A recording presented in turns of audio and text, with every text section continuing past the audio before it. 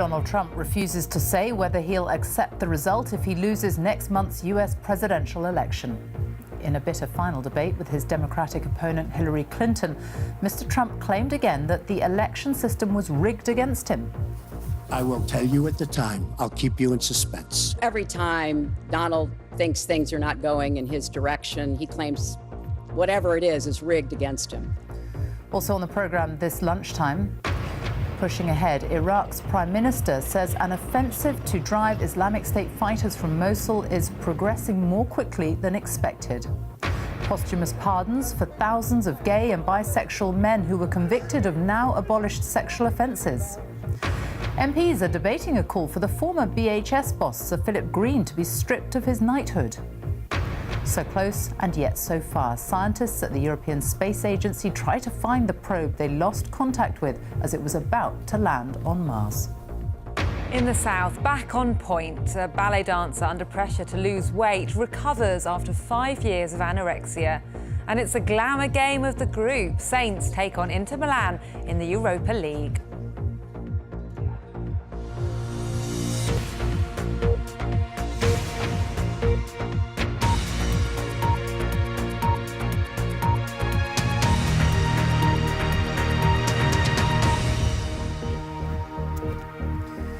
Good afternoon and welcome to the BBC News at 1. Hillary Clinton and Donald Trump's final televised debate has again descended into personal attacks. Mrs. Clinton accused her opponent of being a puppet of the Russian president, while he called her a nasty woman. He also refused to commit himself to accepting the result of the election and repeated his claim that the vote was rigged. We'll be getting all the reaction in a moment, but first our Washington correspondent Rajini Vaidyanathan reports from Nevada on the debate. There were no handshakes. This was straight down to business for Hillary Clinton and Donald Trump. Secretary Clinton, Mr. Trump, welcome. Let's get right to it. The first topic. What began as a discussion on policy soon became personal. The blame game continued. This time it was Hillary Clinton's turn as she accused Russia of hacking into her advisor's emails. She said Donald Trump encouraged it. I don't know Putin. He said nice things about me. If we got along well, that would be good. If Russia and the United States got along well and went after ISIS, that would be good. He has no respect for her. He has no respect for our president. And I'll tell you what, we're in very serious trouble because we have a country with tremendous numbers of nuclear warheads, 1,800, by the way, where they expanded and we didn't. 1,800 nuclear warheads, and she's playing chicken. Look, Putin, from everything I see, has no respect for this person. Well, that's because he'd rather have a puppet as president of the United States. No puppet. And it's pretty clear. You're the puppet. It's pretty clear you won't admit that the puppet. Russians have engaged. And so this debate, much like this campaign, descended even further into Punch and Judy politics. She's been proven to be a liar on so many different ways. This is just another lie. Then came this astonishing moment. That you will absolutely accept the result of this election. I will tell you at the time. I'll keep you in suspense. Every time Donald thinks things are not going in his direction, he claims whatever it is rigged against him. The FBI conducted a year-long investigation into my emails. They concluded there was no case. He said the FBI was rigged.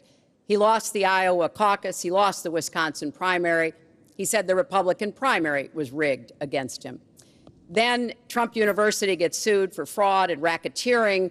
He claims the court system and the federal judge is rigged against him. There was even a time when he didn't get an Emmy for his TV program 3 years in a row, and he started tweeting that the Emmys were rigged against him. Should have gotten it. In the past week, at least 9 women have come forward alleging Donald Trump sexually assaulted them. With his wife watching on, he denied the allegations. Well, first of all, those stories have been largely debunked. Those people, I don't know those people. I have a feeling how they came. I believe it was her campaign that did it. I would say the only way, because those stories are all totally false. I have to say that. And I didn't even apologize to my wife, who's sitting right here, because I didn't do anything. I didn't know any of these women. I didn't see these women. He went on to say, look at her.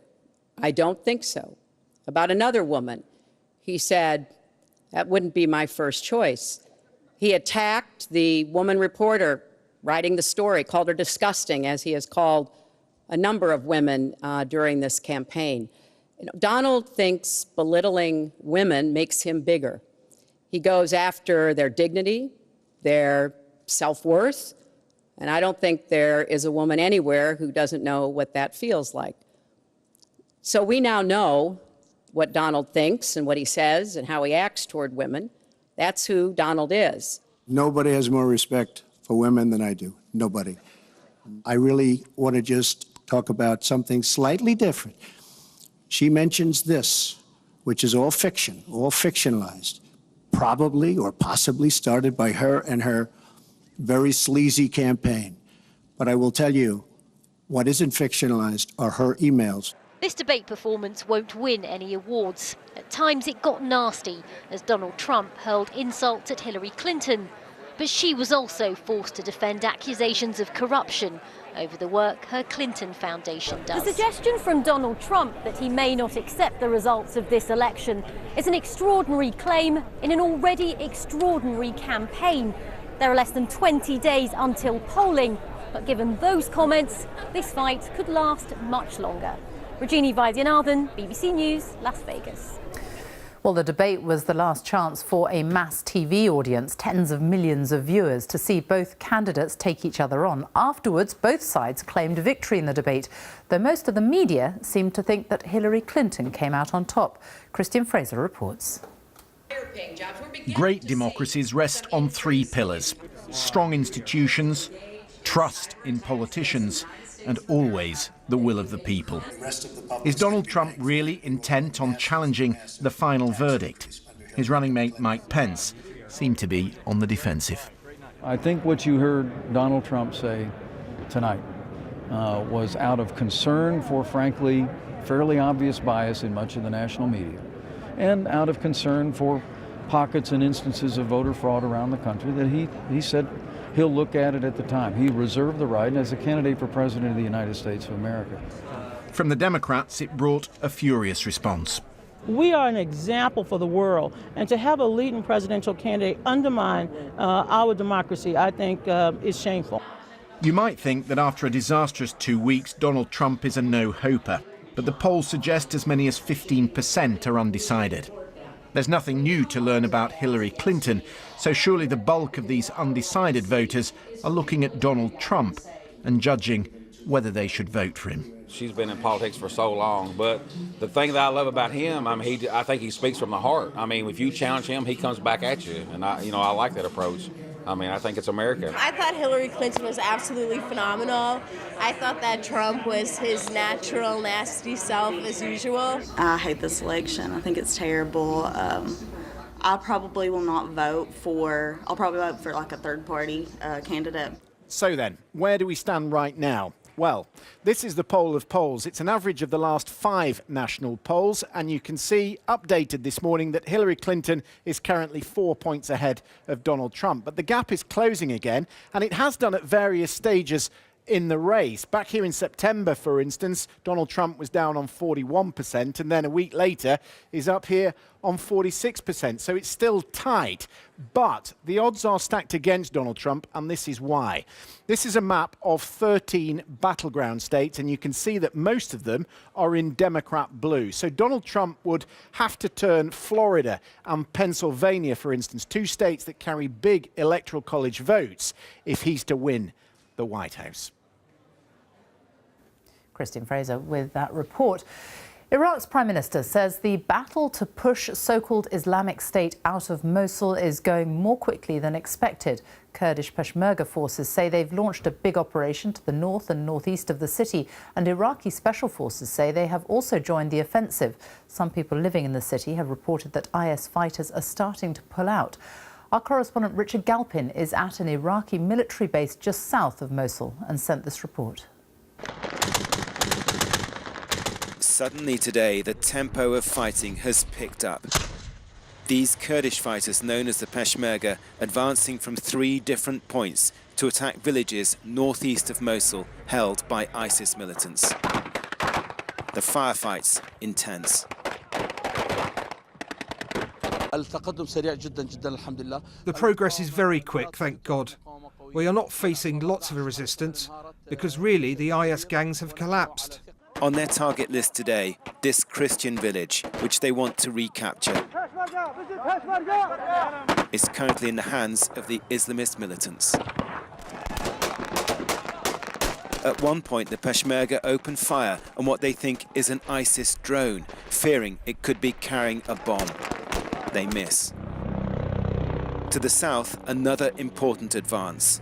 Iraqi special forces on the move for the first time since the offensive began, and heading to the strategic town of Batala, just 6 miles from the eastern outskirts of Mosul city. These are the troops who will spearhead the assault into Mosul city itself. With the government saying this offensive is progressing faster than expected, aid agencies are again warning of the dangers for civilians. Right now, there are no safe exit routes that we know of. It is completely unsafe, very risky, a very risky journey. They are faced with this impossible choice, either stay where they are or risk their lives going out. Camps for those forced to leave their homes because of the fighting have already been set up. The aid agency's biggest worry now is that soon hundreds of thousands of people may flee Mosul city once the battle there begins. Richard Galpin, BBC News in northern Iraq. Well, a short time ago, our correspondent Ola Girin sent this update from the front line. Well, we're now on the outskirts of a place called Nowran. Now, this was retaken by Kurdish forces in the last hour or so. They're still making their way through, pressing on. There is an advance taking place this morning on 3 fronts. The Kurdish Peshmerga troops are trying to recapture about 20 villages close to Mosul and to tighten the noose around Islamic State in Mosul. Now, this morning there was mortar fire and shelling going on from the Kurdish positions on the high ground towards this village. A little bit of resistance. We've heard some outgoing mortar rounds and we've heard some sniper fire quite close by in the last few minutes. The Kurds are expecting more resistance the further they advance, more snipers, more suicide bombers. And this morning on the front line we had an IS drone right over our heads. It flew across the front line. The Kurds tried desperately to shoot it down because they thought it was weaponized, but it managed to soar away into the distance. The advance is continuing now in several directions, but progress is expected to be slow. The troops are trying to avoid casualties. Ola Girin there with the latest. Now, the Prime Minister is attending her first meeting of the EU Council. Over dinner this evening, Theresa May is expected to update other European leaders about when she will trigger Article 50, the start of the process to leave the EU. The Prime Minister arrived in Brussels a short time ago, and this is what she had to say. I'm here with a very clear message. The UK is leaving the EU, but we will continue to play a full role until we leave, and we'll be a strong and dependable partner after we've left. It's in the interests of both the UK and the EU that we continue to work closely together, including at this summit. We must show that robust and united European stance in the face of Russian aggression. The UK has put Russian actions in Syria on the agenda for this summit. We must continue to work together, and it's vital that we work together to continue to put pressure on Russia to stop its appalling atrocities, its sickening atrocities in Syria. Thank you. The Prime Minister speaking a short time ago. Let's speak to our Europe correspondent, Damian Grammaticus, who's in Brussels. So that is Theresa May's message. What kind of reception is she likely to get? Well, it's going to be very interesting to see, Sophie, because as you were saying a second ago, this is her first summit as leader. She's been here many times as Home Secretary, but this is the first time she will be in that room with the other leaders, and they, of course, are waiting to hear from her more details about her plans for Brexit. Now, she walked into the building, the first leader to get here a few minutes ago, and made those comments, but it will be over dinner where it's scheduled that she has this time to stand up, give a little speech. Probably she'll have to introduce herself first to the others, and then they are expecting to hear about the timetable for Brexit, and possibly also a bit about the politics behind it in the UK. So what the EU side want to hear is more detail. From the British side, what we're hearing from British sources is what they are keen is for other leaders to try to understand the British point that they want some sort of contact before negotiations proper begin, because what the UK side want is to get an idea of how the UK's demands might go down with other leaders around Europe. So how to frame the political demands that the UK government will bring here, because they are learning, I think, from the experience of David Cameron, his attempted renegotiation. They don't want the political embarrassment of Theresa May coming here with a list of demands and being rebuffed out of hand. So both sides, I think, it's going to be a bit of a delicate dance while they have that dinner this evening. Damien Grammaticus, thank you. Thousands of gay and bisexual men who were convicted of now abolished sexual offences are to be pardoned. The government has also promised those who've died with a conviction will be posthumously pardoned. It follows the case of the Enigma codebreaker Alan Turing, who was convicted in 1952 for having sex with another man. He committed suicide 2 years later, but was then pardoned by the government 3 years ago. Judith Moritz reports. Alan Turing made his name through his World War II code-breaking achievements, but he died as a convict, committing suicide after being prosecuted for gross indecency with another man. This memorial to Alan Turing in Manchester remembers him as the father of computer science and as a victim of prejudice. After Turing was pardoned in 2013, his family campaigned for other prosecuted gay men to be given the same treatment. The so-called Turing Law will now be extended to all men convicted of now abolished sexual offences. George Montague was convicted of gross indecency with a man. He's eligible for a pardon, but doesn't think that it goes far enough and would prefer an apology. Forget, as far as I'm concerned, forget pardons. Forget pardons for all of us, every one of us. How could we be pardoned from a law which is now considered disregarded? Well, if it's disregarded, disregard it. Just get rid of it. In Manchester's gay village this lunchtime, the new legal move was welcomed by younger men who say they appreciate Turing's legacy. It wasn't nice, I imagine, to be walking down the street and not being able to hold hands. If it wasn't for those people, we wouldn't be able to do that today. So we have to remember what they went through for us. It should be pardoned, because it's not something that is generally wrong in society now. It shouldn't have been accepted in the first place. That is the right thing to do, to sanction people for the way they are and who they are as a person or individual. Some campaigners have welcomed the move, and the Home Office has said it's important to pardon people convicted of historical sexual offences who'd be innocent of any crime today. Alan Turing's family called his pardon tremendous. Now others will benefit from it too.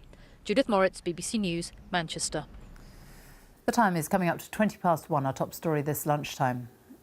Hillary Clinton and Donald Trump have held their final televised presidential debate. Voters go to the polls on November the 8th. And still to come, how American football will make history at Twickenham this weekend. In South today at 1:30, back and on point, a ballet dancer under pressure to lose weight recovers after 5 years of anorexia. Saints at the San Siro, fans in Milan ahead of the Europa League match against Inter.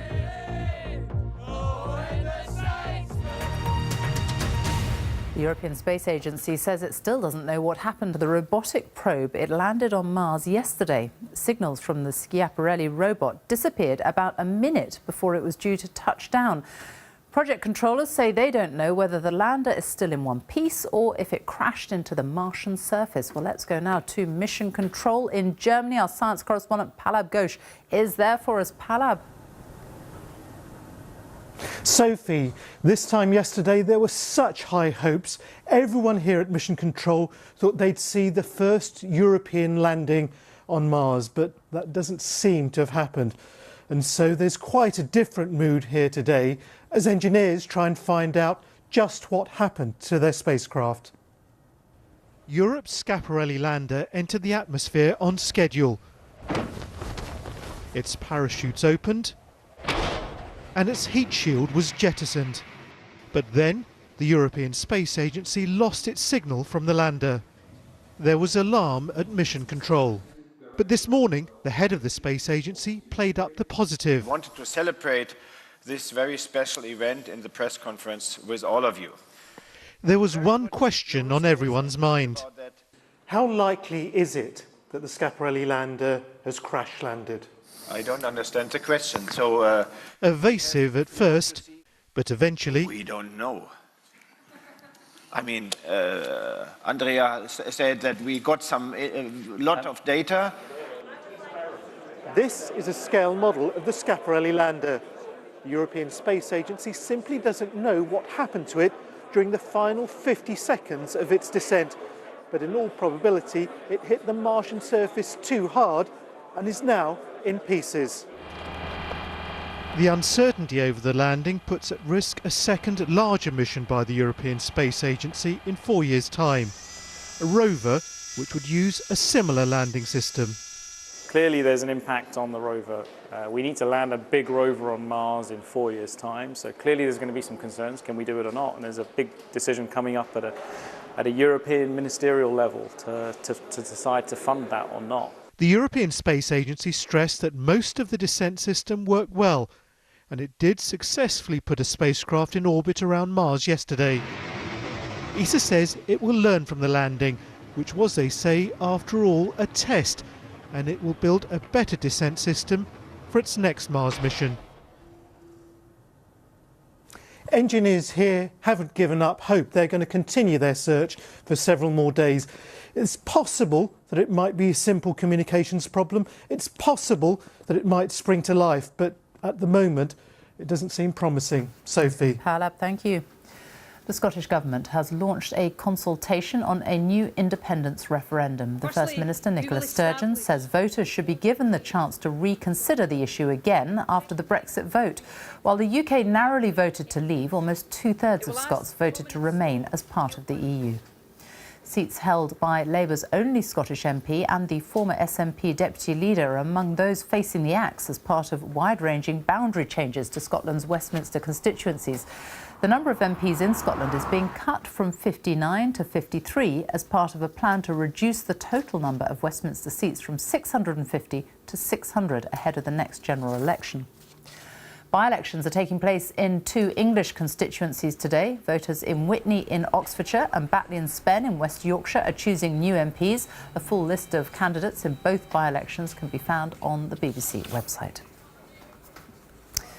More than 115 MPs have backed a Commons motion to strip Sir Philip Green of his knighthood. It's the first time MPs have taken such a step to try to remove a knighthood from a member of the public. Sir Philip, who has come in for criticism over the collapse of BHS with 11,000 job losses and a £571 million pension deficit. Sarah Campbell reports. The headline writers will be watching the Commons debate to see whether Sir Philip Green should be stripped of his knighthood. For the 20,000 BHS workers, this is about their pensions and whether they're going to lose out after years of working for the high street chain. He is meant to be the consummate deal maker, being able to buy and sell companies worth billions of pounds in a couple of days. Why, if he's intent on sorting this, hasn't it been done already? He seems somehow unwilling to surrender a modest part of his mega fortune, but a modest part which would make such a difference to those pensioners who are still awaiting their fates. BHS went into administration after having been sold by Sir Philip Green last year for £1. The collapse resulted in the loss of 11,000 jobs and a pensions black hole, leaving former employees in the dark.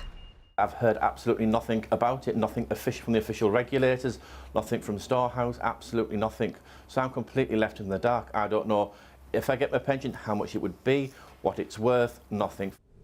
Do you mind not looking at me like that all the time? It's really disturbing. In June of this year, in bad-tempered exchanges, Select Committee MPs quizzed Sir Philip over the sale of BHS, and he made this direct promise regarding the pension fund. It's resolvable, sortable. We will sort it, we will find a solution, and I want to give an assurance to the 20,000 pensioners, I'm there to sort this.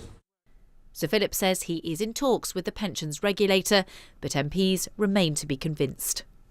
This, I think, is Parliament expressing a view to the Forfeiture Committee. They will look at Sir Philip Green in the round. We're giving our view based on his performance at British Home Stores, which clearly, in my view, says he should not be called Sir Philip Green. More than 100 MPs have backed the call to strip Sir Philip of his knighthood. Thousands of former employees just want to know their pensions remain intact. Sarah Campbell, BBC News. The wife of the former football manager Harry Redknapp has been injured after a freak accident involving the family car. Sandra Redknapp reportedly got her foot trapped in the car door and was dragged along the road, injuring her foot. Duncan Kennedy is in Sandbanks in Dorset for us now. Duncan.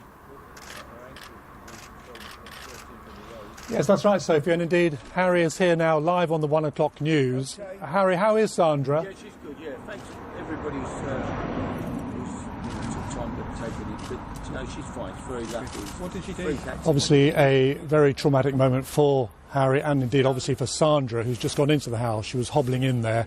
It was from this house that the couple went on to their shopping trip yesterday, and when this tragic accident happened. Harry and Sandra Redknapp have been married for 49 years. They're one of soccer's most enduring fixtures. But yesterday morning it seems that whilst out shopping here in nearby Bournemouth, there was a terrible accident. It's thought Sandra Redknapp may have got her coat and even her foot caught in the car as Harry drove away. Reports say she was dragged along the road before the vehicle stopped. He's obviously got a Range Rover car, and all I know is that her coat's got caught in the car, so her feet or her coat's gone underneath it. She's got a big gash on her head, the traffic's got full up. I've run into the bank, got PCSO, he's come running out and I didn't even know who he was. Really, really strange, and then I just got help. There was a bit of a disturbance. People were saying somebody had been knocked over originally. I only briefly looked, realised it was Harry and recognised his wife. It's believed Sandra Redknapp has been taken to Poole Hospital, where she's said to have undergone an operation. Harry Redknapp, seen here 4 years ago, is said to be at her bedside. The former manager of Tottenham, West Ham, Bournemouth, Southampton and Portsmouth was said to have been badly shaken by what happened. In 1990, Harry Redknapp was himself seriously hurt in a road crash during the Italian World Cup.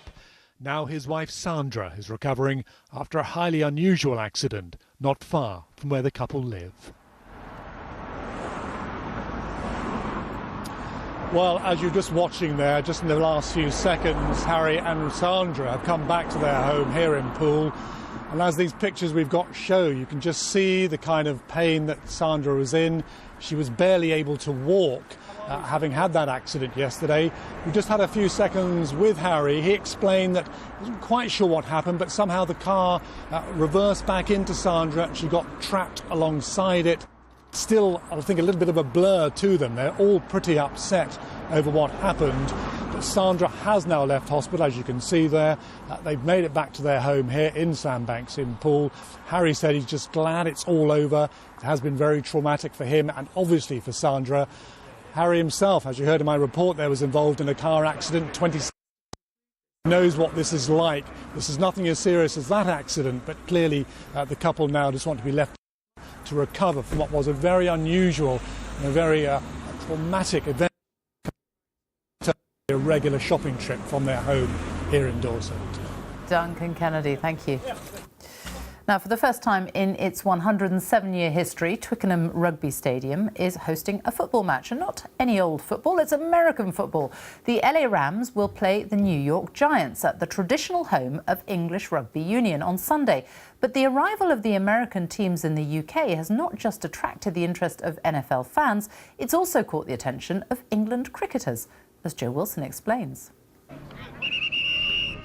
Bagshot, Surrey, training base of the England Rugby Union team. Well, this isn't rugby, and it most certainly isn't cricket. But there's always something to learn if you watch carefully. Two England cricket players, fascinated observers. My miss is from Philly, so I've been going back and forth for 10 years. So I was sort of drafted into that the first year I went, and ever since then I've been sort of clued up. I had no other option. They've got so many people, but everyone looks as if they've got a specific job, very similar to any team. It's just a bit different. We've only got 15 blokes on a touring squad, whereas they've got 150 blokes. We'd be all right grabbing it, I reckon. Watching is okay for a while, but you've got to try yourself.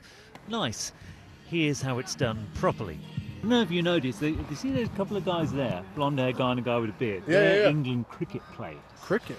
Okay. What would your knowledge of cricket be, Kate? You know, just from what I watched on TV. You have watched it? A little bit, yeah, just a little bit. Not like that. Yeah, obviously those guys are very talented, eye-hand coordination, and they do similar to baseball, but not quite.